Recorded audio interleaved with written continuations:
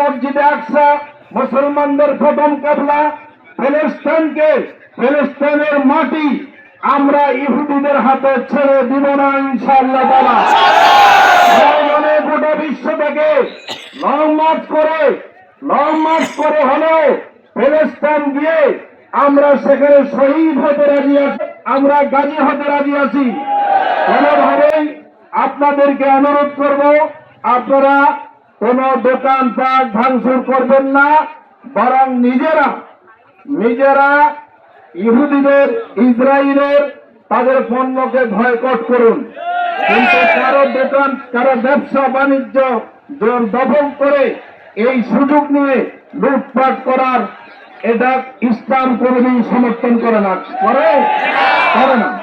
সুতরাং আমি আপনাদেরকে বলতে চাই, কোনোভাবেই এই ইহুদিরা হচ্ছে মুসলমানদের সবচেয়ে বড় দুশমন।